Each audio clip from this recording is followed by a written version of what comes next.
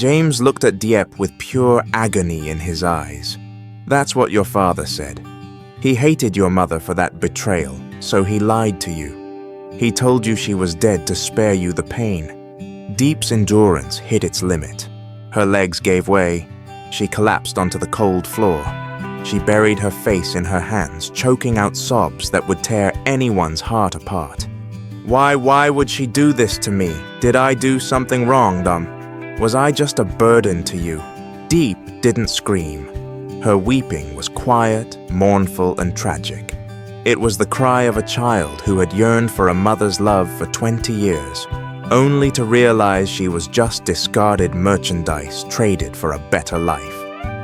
The image of the saintly, gentle mother she had built in her mind for years instantly shattered into dust, leaving only emptiness and humiliation.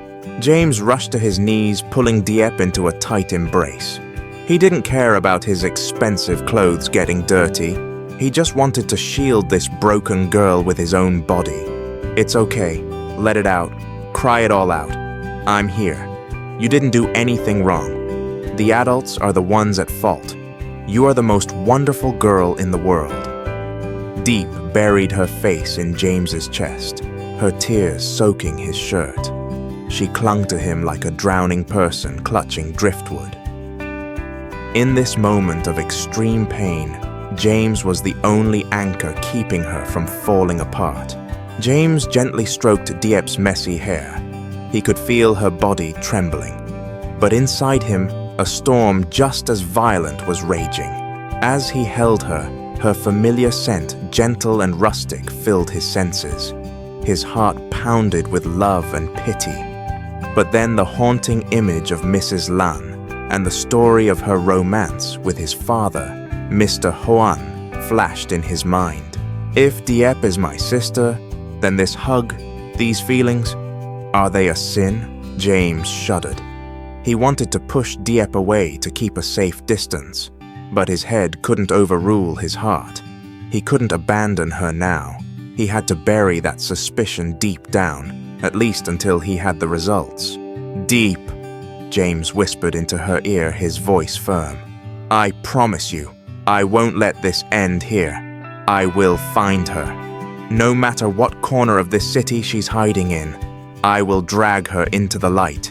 Diep looked up, her eyes swollen and red. "But the trail went cold 5 years ago. Dad said she left. In a sea of people, how can we find her?" James wiped her tears, his eyes gleaming with the fierce determination of a powerful man. "Have you forgotten who I am? I'm James. I have money. I have connections.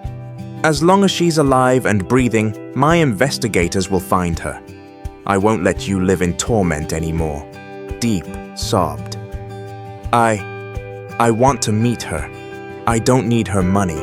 I don't need her to raise me. I just want to stand in front of her and ask one thing. Why did you leave me back then? Am I even your child?" Diep's question accidentally struck James's biggest fear. He went rigid for a second. Diep slowly calmed down. She pulled away from James, leaning against the wall, her gaze drifting. Her natural intelligence kicked in. She started connecting the dots. She recalled James's nervous look earlier. She recalled how her father always avoided questions about the past. "James," Diep suddenly called his name, her voice sounding strange. "Earlier, were you hiding something from me? Besides Mom leaving for money, did Dad say anything else?" James flinched. He tried to keep a poker face. "Why do you ask that?"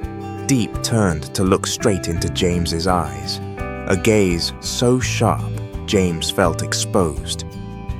"You're acting very strange. You're more worried than usual. And why are you so eager to find my mother? It's not just because you love me, right? You're looking for an answer for yourself too, aren't you?" James swallowed hard. This girl was too sharp. "Diep, actually..." James hesitated. He knew he couldn't hide it forever. "Your father did mention a man." "What man?" Diep pressed. The man your mother was madly in love with before she married your father. His name was Hoan. The name Hoan hung in the silent room. Diep frowned, thinking, Hoan, I've never heard that name. Who is he? James took a deep breath, clasping his hands together to stop the trembling. Hoan is my father's name. Diep froze. All sound seemed to vanish. She looked at James, then down at her hands, then back at James. A horrifying realization began to form in her mind. Your father and my mother used to be in love. Diep's voice cracked. James nodded in agony. Mr. Hung said they were a beautiful couple, but then my father left. Only after that did your mother marry your father and give birth to you. Diep laughed, a twisted, bitter laugh. Tears flowed again, but this time not from self-pity, but from fear. James, you're thinking exactly what I'm thinking, aren't you? If they loved each other that deeply, if my mother left my father for a wealthy man, and if I don't look anything like my father. Diep grabbed James's shirt, shaking him violently, her voice breaking in panic. Say it, are you suspecting that I'm Mr. Hoan's illegitimate child? Are we brother and sister? The fatal question was finally spoken. It hung in the air, cruel and cold. James dared not answer. His silence was the most terrifying answer of all. He looked with agony at the woman he loved, who was spiraling into panic at the prospect of a tragic, incestuous fate. James pulled Diep into another embrace, this time stronger and fiercer. He crushed her against his chest, as if trying to use his own strength to smash that cruel destiny. Unzo, stop guessing blindly, Diep. Listen to me. James roared, his voice echoing through the room. It's all just speculation. Nothing is certain yet. I love you. That is the only truth right now. He lifted Diep's tear-streaked face, looking deep into her eyes. Tomorrow I'm doing two things. First, I will have my people tear this city apart to find your mother. She has to tell us the truth about what happened back then. Second, James hesitated for a second, then spoke firmly. I'm taking a sample of your hair. I'm going to run a DNA test with my father. We need scientific proof, not rumors. Diep looked at James. The fear was still there, but his resolve gave her a shred of strength. If the result is positive, what then, James? Diep whispered. James kissed her forehead gently, a kiss filled with both commitment and suppressed pain. Then I will accept fate, but until that paper is in my hand, you are the woman I love, not my sister. Do you understand? James stood up, his eyes burning as he looked out the window, where the pitch-black night still reigned. The battle for the truth had officially begun. It wasn't just about finding a treacherous mother, it was about reclaiming the legitimacy of their love. Is destiny being too cruel to this young couple? Will the DNA test result be a passport to happiness, or a death sentence for James and Diep's love? And that mysterious mother, where is she? What secret does she hold that has deeply affected both men? James's father and Diep's father. The door to the apartment closed behind James, but the storm inside Diep's heart was just beginning to rage more violently than ever. In the empty room, Diep sat hugging her knees on the bed, staring blankly into the black void outside the window. The sound of night rain pattered on, sounding like fate itself, weeping for her. Diep raised a hand to touch her face. She tried to find familiar features in the mirror. These eyes, this nose, do they bear any resemblance to Mr. Hoan, the wealthy man James mentioned? Or do they resemble the treacherous mother who abandoned her 20 years ago? Why? Diep whispered, her voice shattering in the night. Why was her life so twisted? She had just found a glimmer of light in James's love, just dared to open her heart to trust a strong shoulder, and fate struck a fatal blow.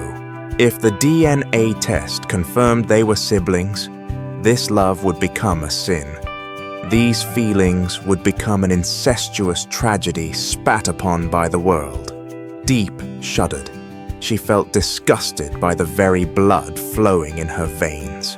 She didn't know who she was anymore, the daughter of a rugged borderman or the illegitimate child of a city tycoon, James's lover, or his sister. Those questions spun around, drilling deep into her mind, like augers making her head pound. She collapsed onto the pillow, tears flowing again, hot and salty. Never had she felt so alone and lost in this world.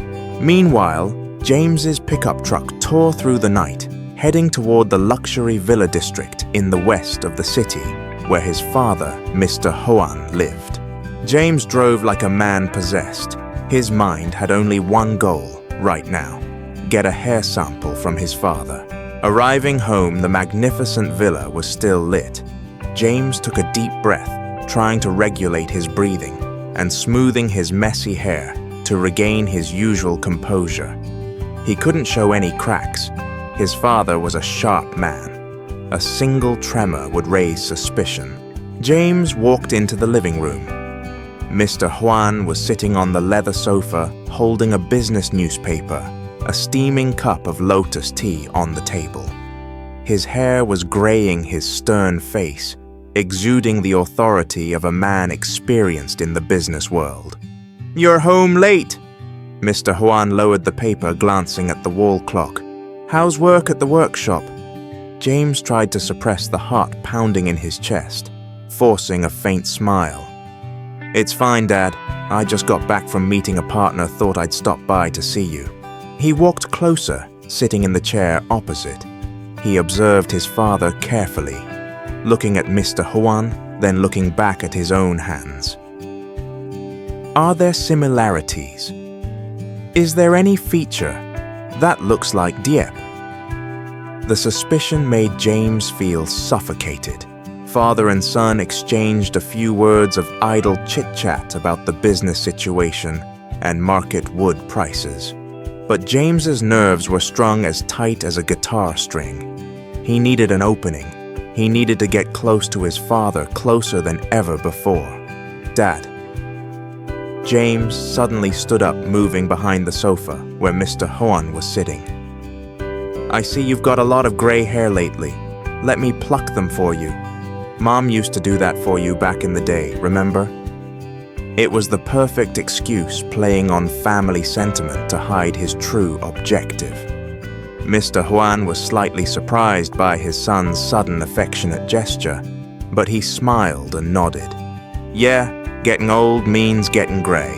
If you have time, go ahead and pull a few. They've been itching." James stood behind his father. He raised his hand, touching Mr. Hoan's salt and pepper hair. His hand trembled slightly. He took a deep breath, trying to steady himself. "I'm sorry, Dad," James thought to himself. "I have no choice." He pretended to search parting layers of hair. Then, quick as a flash, he selected a hair with the follicle root still attached, gripped it tight between his fingers and, snap, a sharp, decisive tug. "Ouch!" Mr. Hoan flinched, rubbing his head. "You pulled that hard, that hurt. Sorry, that root was deep." James lied without batting an eye, though his heart felt like it was about to leap out of his chest. He quickly clenched the precious hair in his sweaty palm. To be safe, he plucked two more much more gently this time. "All right, Dad, I got the itchy ones."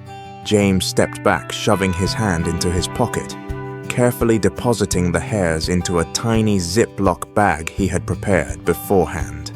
Mission accomplished. The most critical piece of evidence was now in his hands. "It's late, I should head back. You get some rest, Dad." James said his goodbyes hurriedly, not daring to stay a second longer. He was afraid his guilt would force him to confess everything. Leaving the villa, James drove straight to the international hospital. Even though it was past midnight, he had contacted a friend who was the head of the pathology department. The hospital corridor was deserted, reeking of cold antiseptic. James's footsteps echoed rapidly, shattering the silence. He met Dr. Tuan in his office. James pulled 2 Ziploc bags from his chest pocket. One contained Diep's hair, which he had secretly taken from her comb at the apartment. The other was Mr. Juan's freshly plucked hair. "Tuan, I need a favor. This has to be top secret, and I need the results as fast as possible." James placed the samples on the desk, his voice pleading. Dr. Tuan looked at his friend's haggard, anxious face and understood this was a grave matter involving James's honor and life. He held the samples up to the light, nodding, "I get it. But James, a paternity DNA test isn't something that happens overnight, especially if you want absolute 99.99% accuracy." "How long?" James pressed. Dr. Tuan sighed, taking off his glasses to wipe them. "Usually it takes 3 to 5 days, but the Institute's gene analyzer is under maintenance right now, so samples have to be sent to a major center abroad for cross-referencing to be sure. You have to wait at least 15 days. 15 days!